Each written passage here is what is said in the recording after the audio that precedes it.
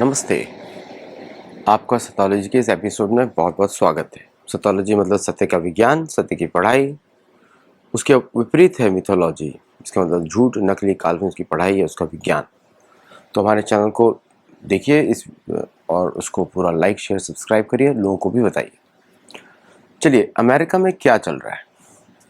तो अमेरिका में 2016 के जब इलेक्शंस हुए थे उसमें ट्रंप जीते और उस समय अमेरिका की अपोजिशन ने बहुत बड़ा, उसके पहले बहुत बड़ा, इलेक्शन से पहले बहुत बड़ा उन्होंने एक प्रोग्राम बनाया कि किस तरह इलेक्शन को डिनाई किया जाए ट्रंप को। उस समय, अभी आज की परिस्थिति की बात नहीं करेंगे कि ट्रंप कैसे बिहेव कर रहे हैं, हम उस समय की बात करेंगे क्योंकि उस समय किस तरह अमेरिकन जो खुफिया तंत्र है उसको यूज़ किया गया अमेरिकन के विरुद्ध। उनको क्या डर था ट्रंप से?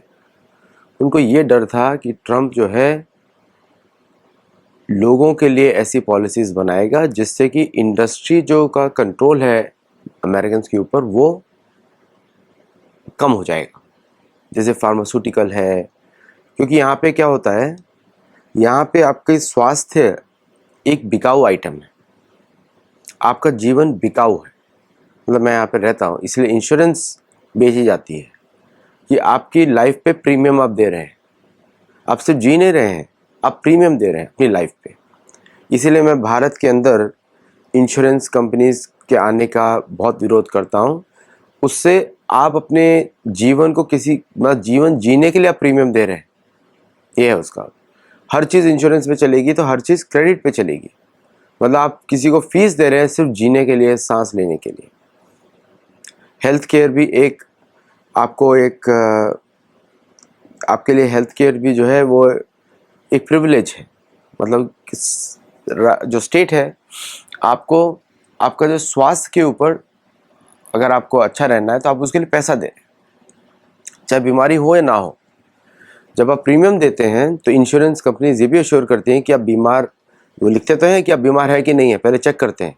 प्रीमियम ज़्यादा होता है, अगर बीमार है तो ज़्यादा प्रीमियम देना पड़ेगा, और लेकिन अगर कम है, अगर बीमार इतने नहीं है फिर भी आपको प्रीमियम देना पड़ेगा।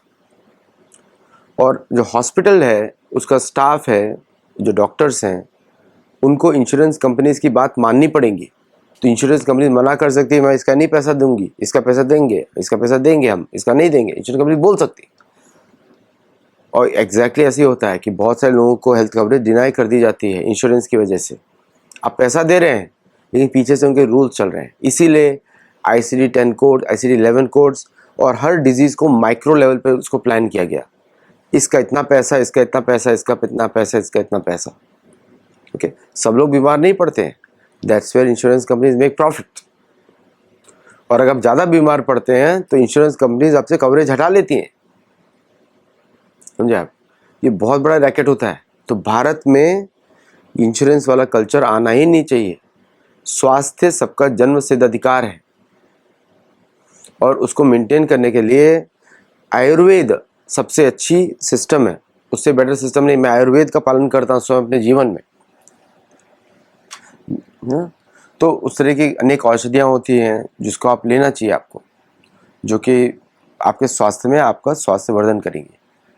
तो अमेरिका में इनका जो एक रैकेट होता है फार्मास्यूटिकल इंश्योरेंस कंपनीज का, फिर क्या होता है, ये जो पैसा है फार्मास्यूटिकल कंपनीज बनाती हैं मेडिसिन्स और उसको वो ICD-10 कोड से कनेक्ट कर देती हैं, और इंश्योरेंस कंपनीज को वो ऑलरेडी एग्रीमेंट्स भेज दिए जाते हैं कि आपके डॉक्टर्स इस दवाई को बताएंगे, आप उसके बाद कोई दवाई लेंगे तो उसमें प्रॉब्लम हुआ।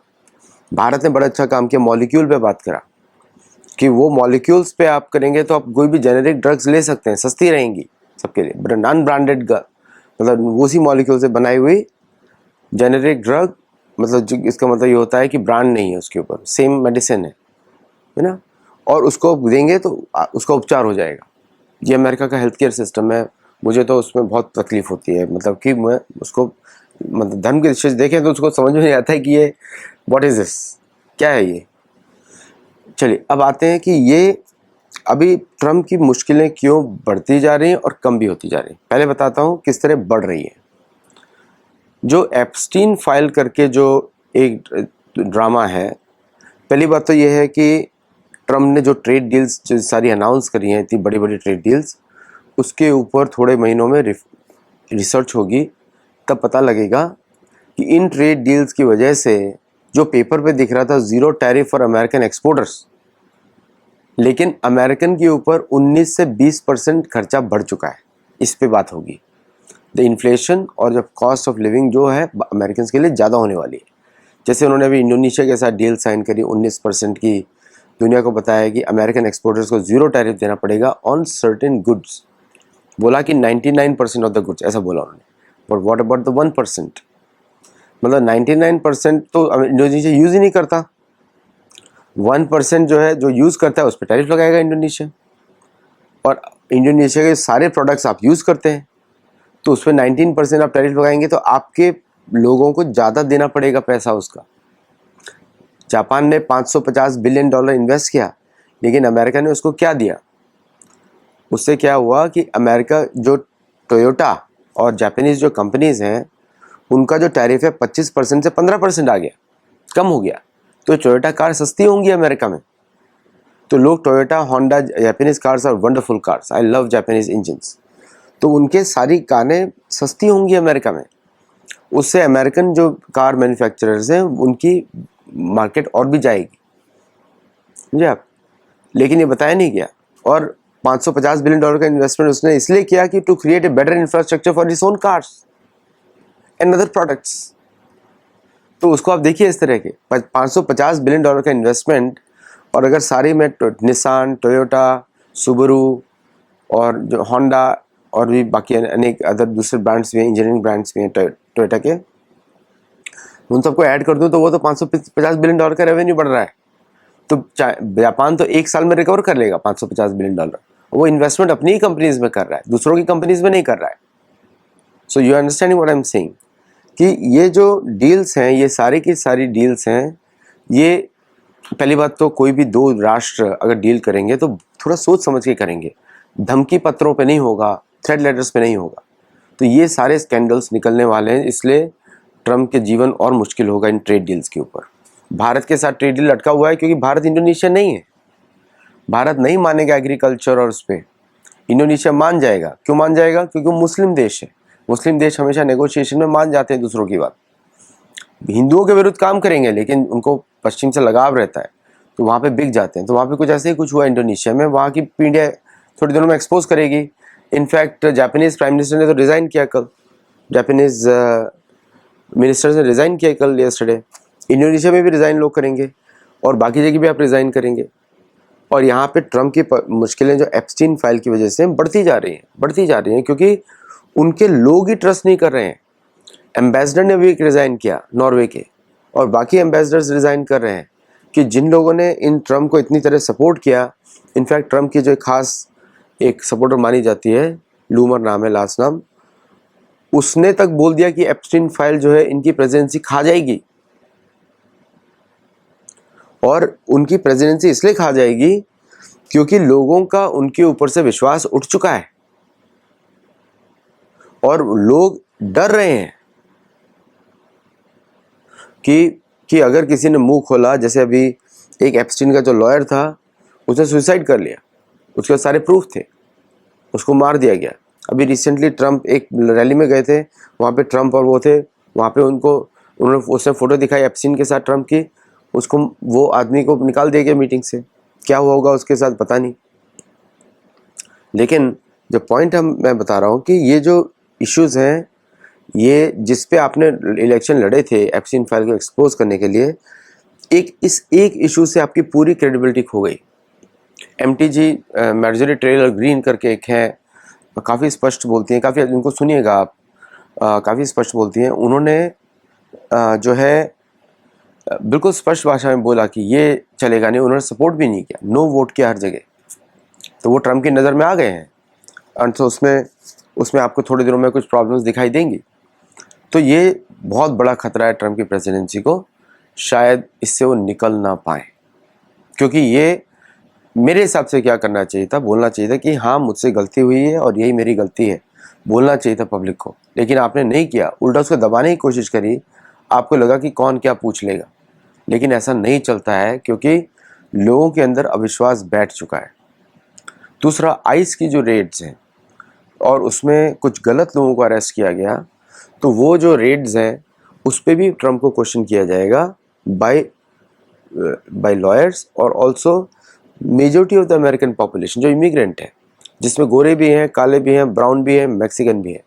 जब आपने टारगेट किया मैक्सिकन्स को, तो मैक्सिकन्स भी अमेरिकन को टारगेट करेंगे। जो आप देख ही रहे हैं कि मैक्सिको में किस तरह ग्रिंगों के विरुद्ध चल रहा है प्रोग्राम, और रेसिज्म जो है टॉप पे आ चुका है। जो भी ब्राउन स्किन दिखता है उसको अरेस्ट कर रहे हैं।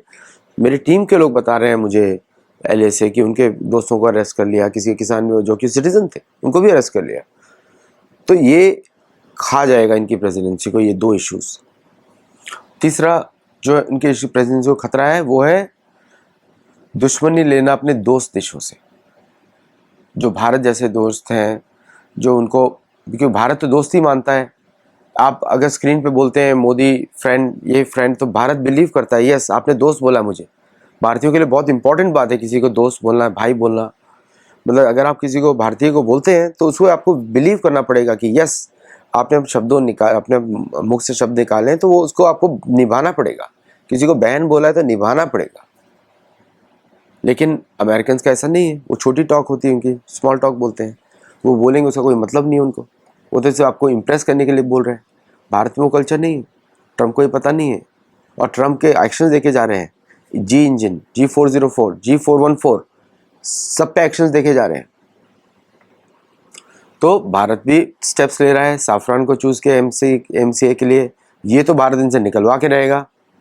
भारत इनको बाल भी रहा है, KC-135 लीज पे ले रहा है, लेकिन भारत इस पे बहुत कठोर कदम भी लेगा ट्रेड डील के ऊपर, क्योंकि भारत में आपका दूध और आपका जो एग्रीकल्चर है, भारत के GMO बिल्कुल अलाउड नहीं है। नहीं तो भारतीय किसान सुइसाइड कर लेंगे, इतना महंगे सीड्स होंगे तो सरकारें गिर जाएंगी भारत में, समझे आप। तो भारतीय गवर्नमेंट किसी भी हालत में किसान की रक्षा करेगा और भारतीय खरीदार की भी रक्षा करेगा, क्योंकि वो क्रेज देख सकते हैं अमेरिकन, ये अमेरिकन वो, लेकिन उसके अंदर जितने केमिकल्स हैं आप उसको कैसे खा सकते हैं। हम लोग यहाँ पे रहकर नहीं खाते हैं, तो बाहर के लोग क्यों खाना चाहिए, समझे आप। मोस्ट अमेरिकन, मैं अपनी बात नहीं कर रहा हूँ, मोस्ट अमेरिकन नहीं खाते हैं बाहर का खाना। वो अपना खाना खुद बनाते हैं या जो भी उनको आइडिया मिलता है। बहुत लोग को तो मैं भी सिखा देता हूँ कभी कभी अपनी खिचड़ी।